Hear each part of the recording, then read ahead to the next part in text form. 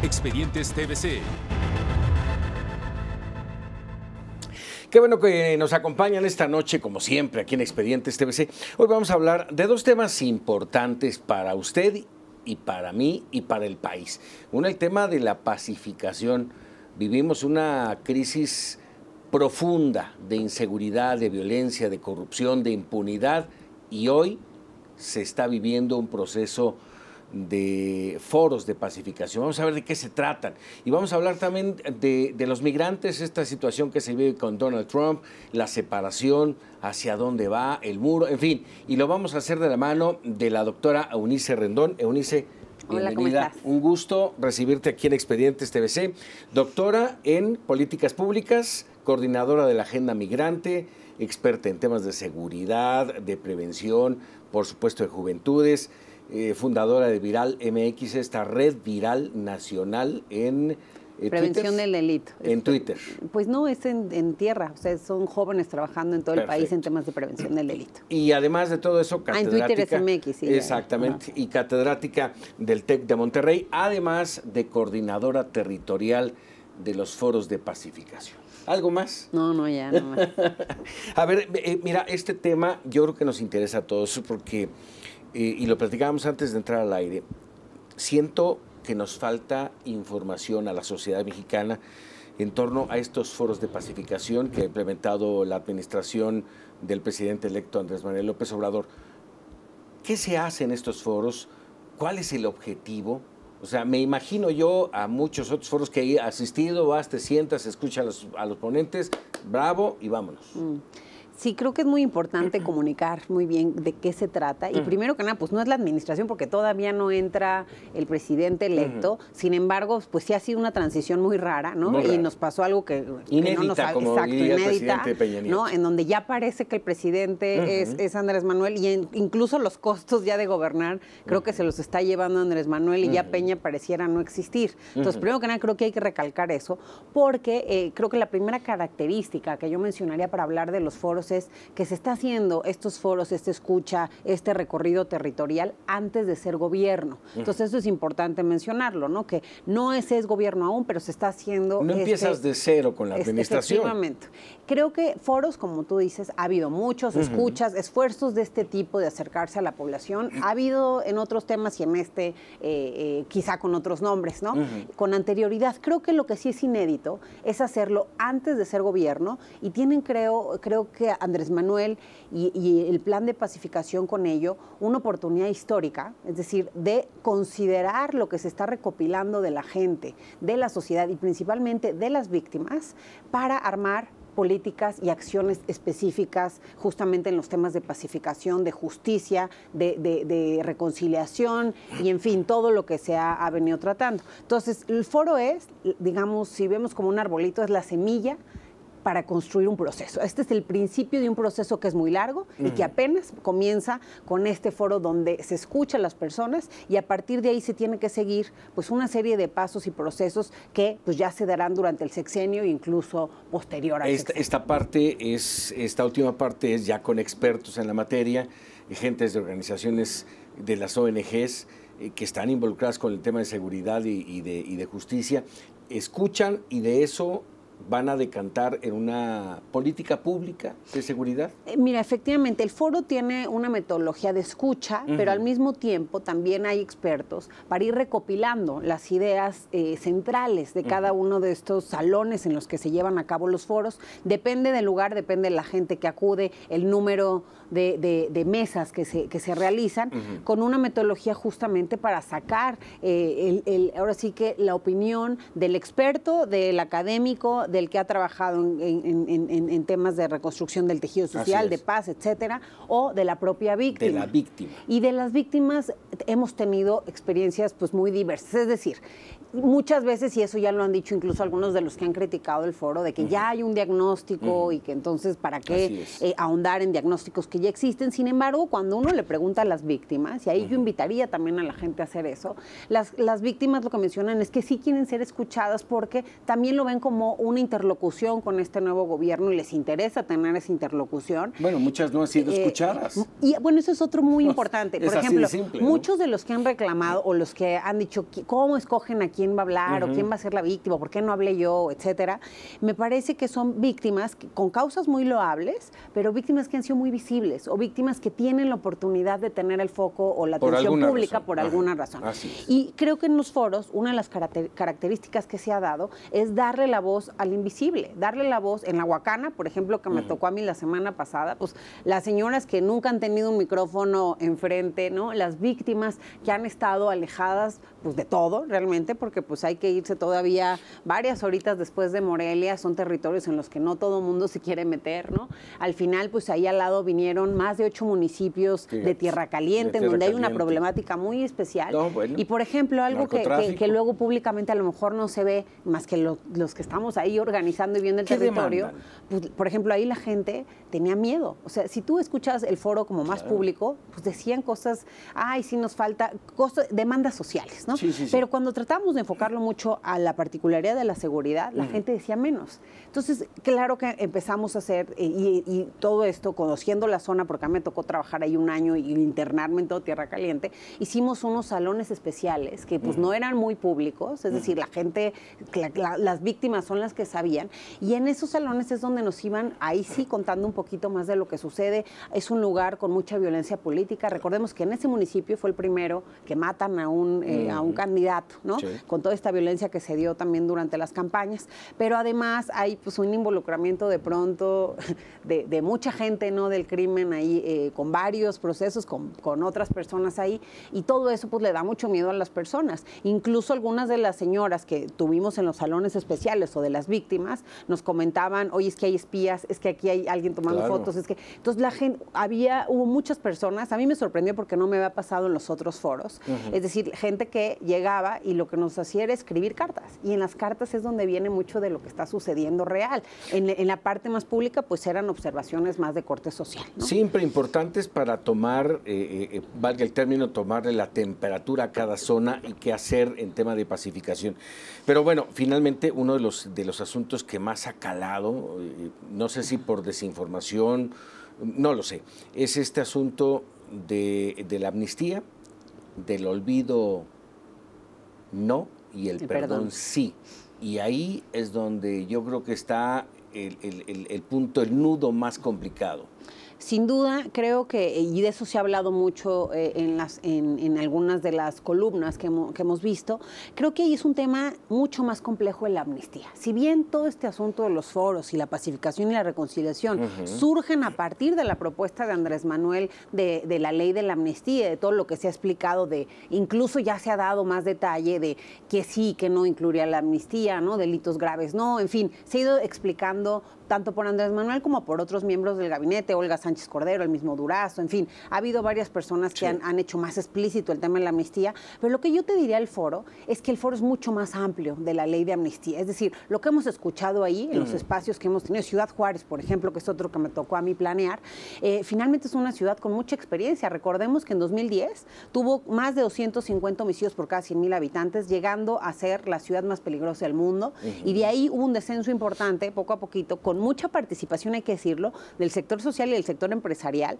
y llegaron a tener hasta de 250 a 17 homicidios por cada 100,000 habitantes, 40 meses sin un solo secuestro, sin una sola extorsión, y si bien ahorita repuntado, ¿no? Digamos en los últimos 2 años, pues no llegan a los niveles de 200, están en 60, ¿no? Que ya es preocupante, pero que no está como estaba antes, y en los otros delitos no ha aumentado a tal nivel.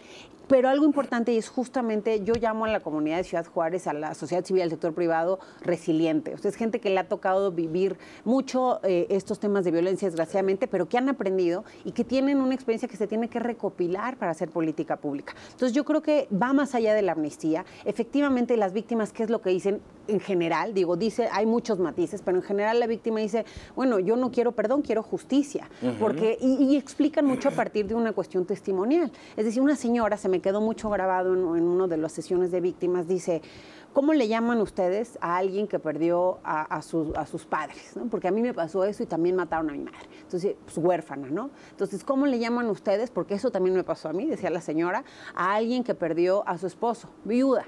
Y eso también me pasó a mí aquí en Tierra Caliente, ¿no?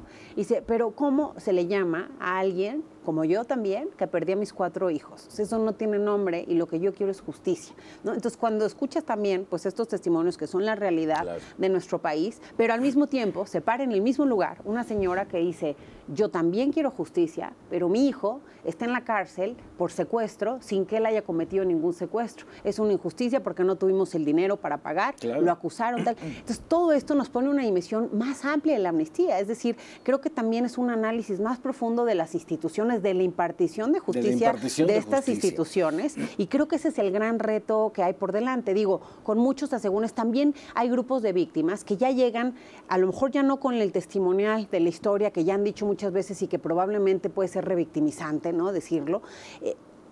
Y llegan y comparten propuestas concretas. ¿Cómo queremos un acompañamiento más cercano al gobierno? ¿Cómo no queremos nosotros con palas, ¿no? buscar a nuestros hijos? Necesitamos gente en las áreas de búsqueda, es decir, esto instituciones de nuevo, ¿no? Exacto, instituciones. Esto va a generar, Eunice, toda una recomposición del sistema de justicia en el país. Y estamos, déjame decir, estamos estrenando el sistema de justicia penal acusatorio, que no muy bien ha funcionado, se llevó mucho tiempo en su generación, en su creación. ¿Cómo avanzar?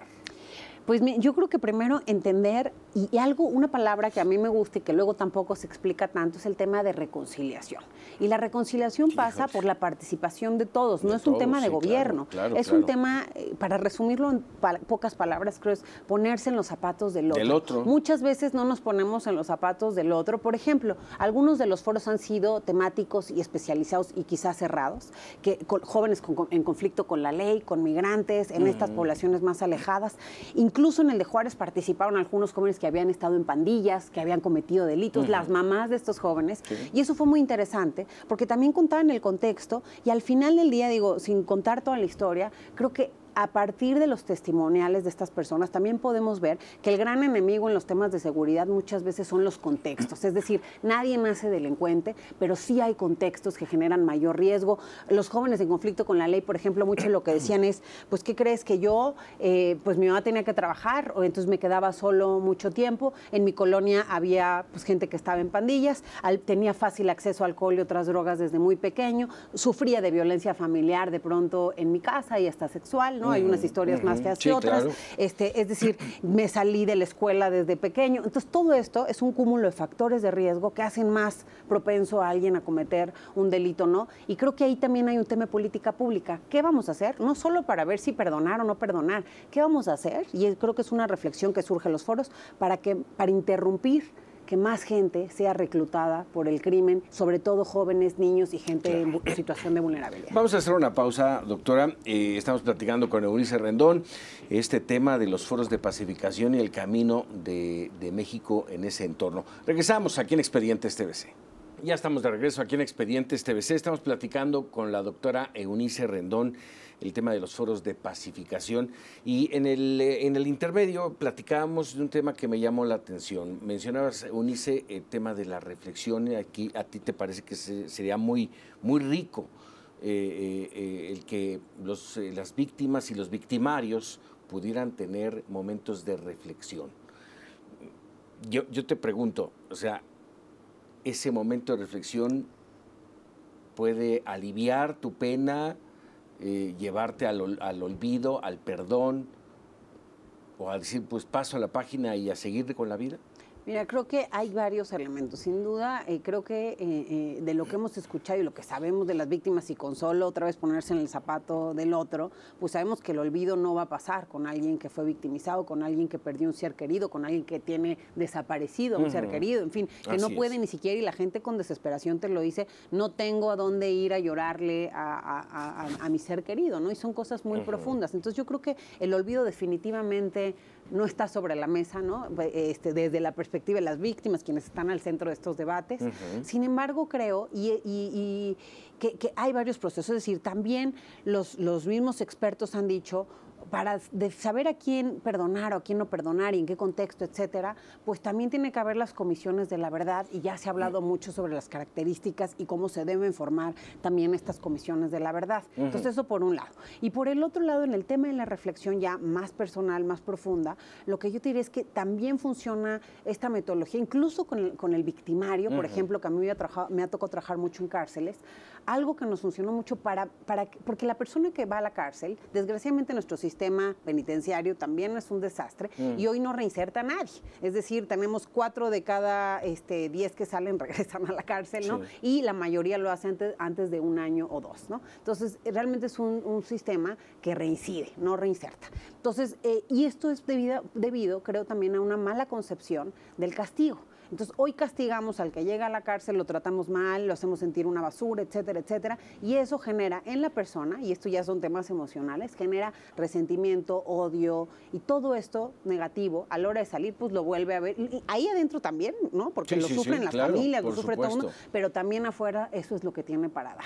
En cambio, por ejemplo, en un trabajo que hicimos ahí en la cárcel con el Consejo Mundial de Boxeo y con Viral, justo medimos experimentalmente, por ejemplo, cómo podíamos trabajar los temas de reinserción y reintegración. Hicimos un taller del perdón, pero un taller del perdón bastante interesante, porque antes de que ellos pudieran hacerse perdonar por cualquiera que hayan ellos victimizado, personalmente o con una reflexión, si tú quieres, porque esto se trabaja con psicólogos, primero tuvimos que hacer todo un caminito de perdón de ellos hacia atrás. O sea, ellos tenían que perdonar a mucha gente por la que llegaron ahí. Es decir, desde el que lo golpeó a lo mejor de chiquito, el que lo violó de chiquito, el que lo metió al crimen, el que hizo esto, el que le mató a alguien. O sea, todo eso tenía que ser parte del proceso para sanar. Entonces, sí creo que la reflexión ayuda a sanar el alma, ¿no? Por decirlo, y a sanar las emociones. Es un tema de salud mental que a veces creo que minimizamos, pero que en el caso de México, con el número de víctimas y victimarios que tenemos, es un tema urgente de ser más importante.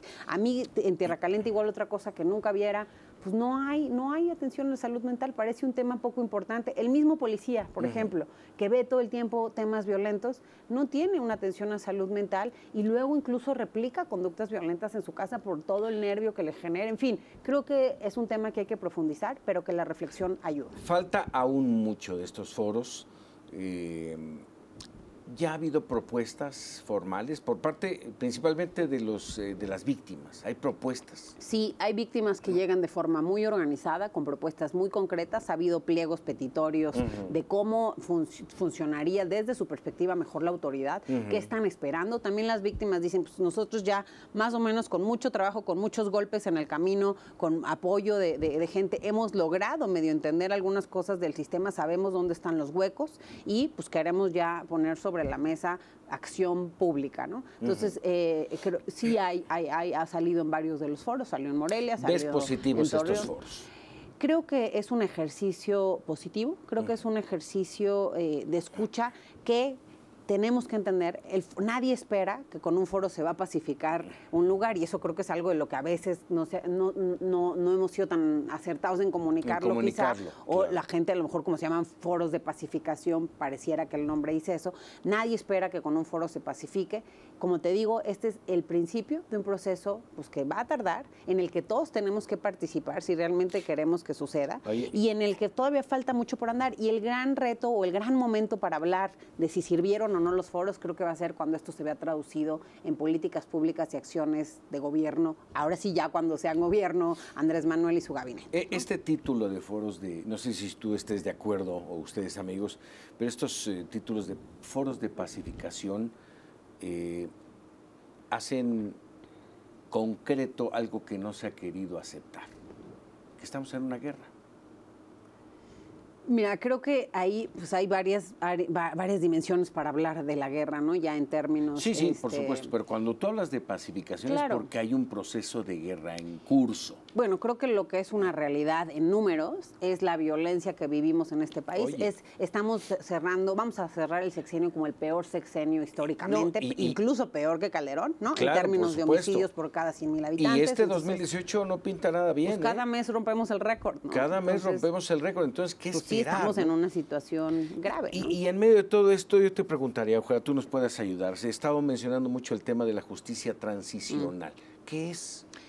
Es que creo que también todos estos temas técnicos tienen que traducirse mejor y con ello vamos a trabajar y también aquí lo anuncio, a partir del día de esta semana pues vamos a estar con lo que era Abre Más los Ojos, ahora como parte del proceso de pacificación. Platícanos qué es Abre Más los Ojos. Abre Más los Ojos, una campaña de jóvenes pues muy innovadores y muy talentosos en estos temas de redes y de comunicación, que justo lo que hicieron es pues con las iniciativas de Andrés Manuel AMLO, hicieron esta marca Abre Más los Ojos, ¿no? Y estos jóvenes lo que hicieron de manera muy, pues ahora sí que muy innovadora, fueron comunicando pues las propuestas de Andrés Manuel en formatos pues muy divertidos, en formatos que muchos, sobre todo los jóvenes, y creo que todos los disfrutamos mucho, infografías muy claras, muy comunicativas. Entonces creo que todo esto cambió mucho la campaña, le dio un tono distinto, fue muy emblemático. Y entonces hoy esta red de jóvenes, digamos, esta iniciativa, pues se une al tema de foros de pacificación, pero no solo los foros, sino al proceso de paz en general,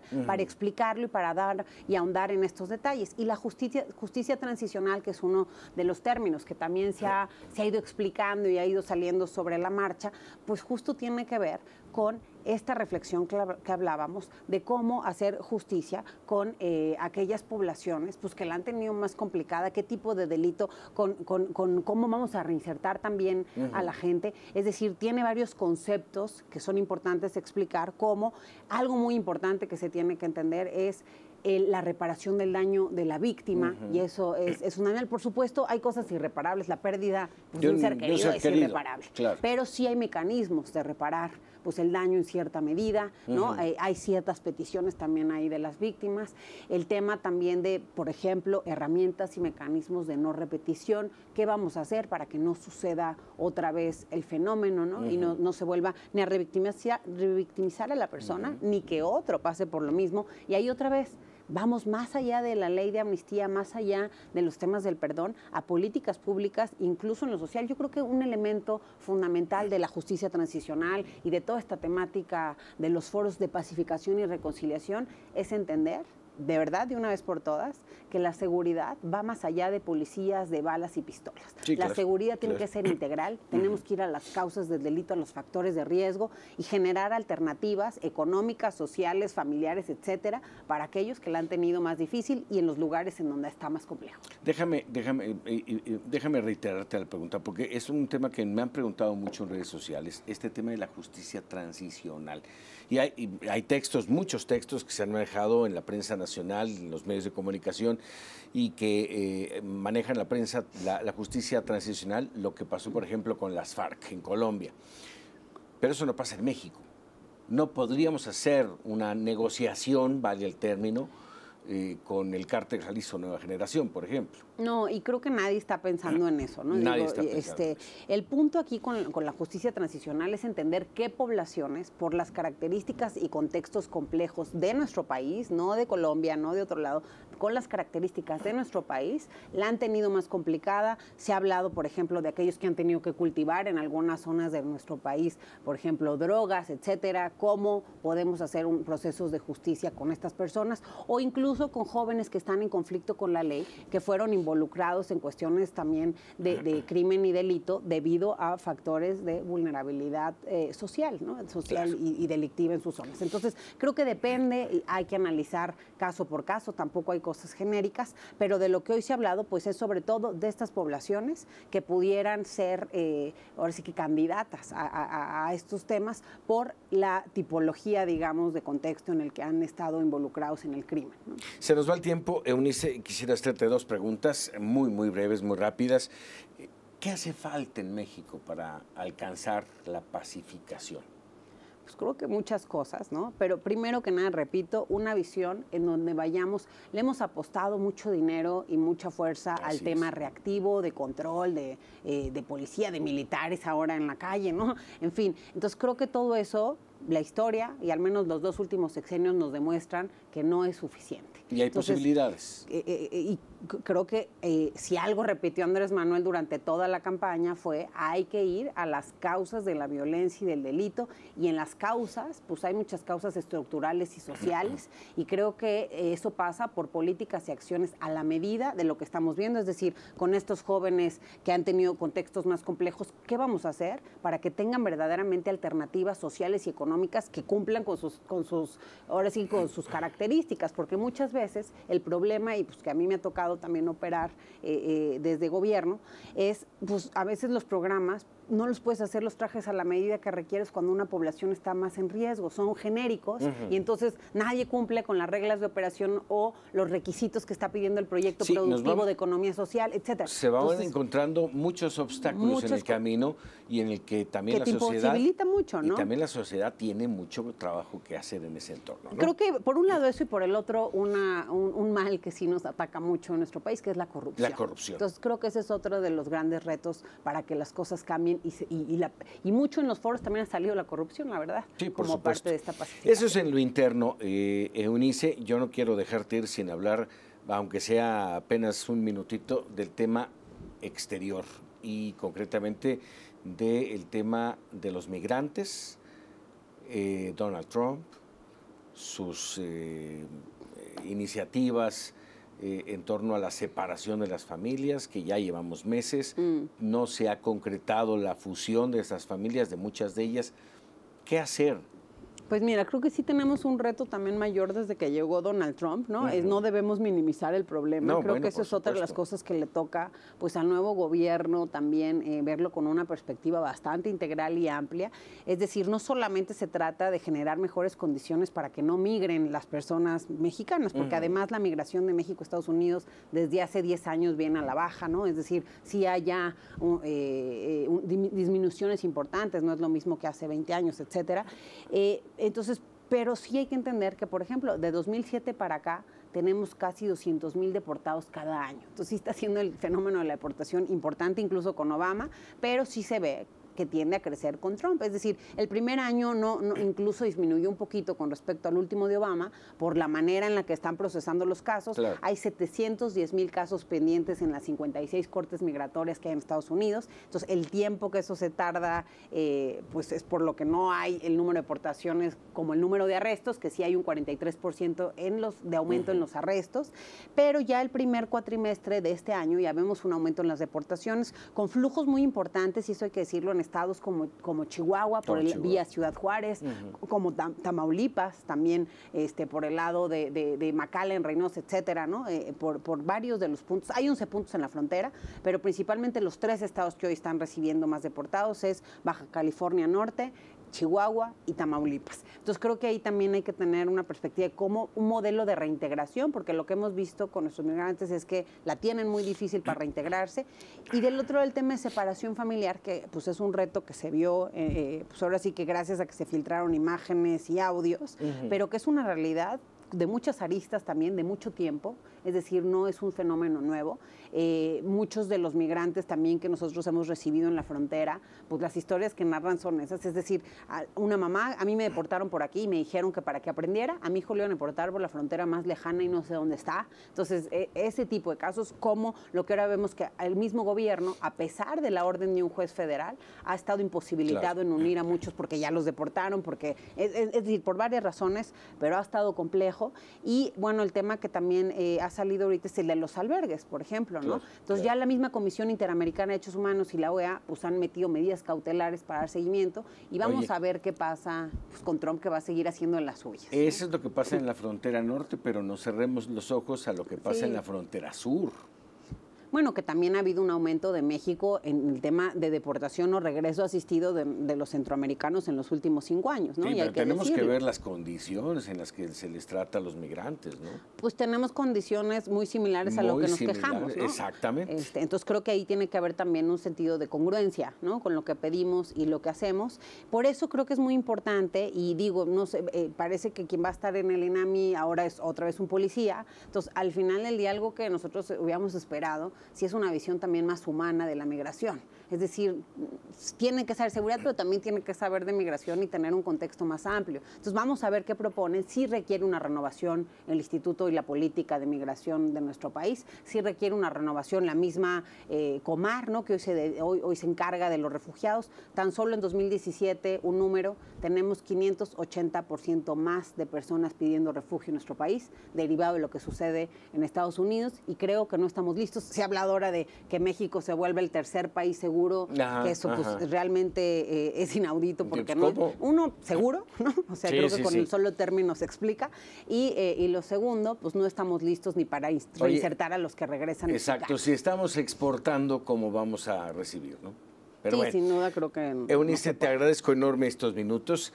Sé que esta coordinación territorial de los foros de pacificación te va a llevar a las ciudades y a las entidades más complicadas, según tengo entendido. Sí, quien está en todo el país, pues sí es más Alfonso Durazo, que sí está coordinando este esfuerzo, ¿no? De manera general, Loreta Ortiz, que también está en más. Yo estoy solo en algunos de estos foros. ¿Pero en qué foros? A ver, de Tamaulipas, ¿no? Estuve en Ciudad Juárez, La Huacana, Tamaulipas, Cuauhtémoc, Sinaloa, Iguala. Esos son los que... Y Phoenix para los mexicanos en el exterior, que también es importante. Pues esperamos que en breve podamos tener alguna charla de cómo te ha ido en estos foros, cómo van avanzando. ¿Te parece? Claro que sí. Doctora, como siempre, un gusto saludarte. Eunice Rendón, coordinadora, entre otras muchas cosas, coordinadora territorial de los foros de pacificación y coordinadora de la agenda migrante aquí en Expedientes TVC. Nos vemos la próxima. Muy buenas noches.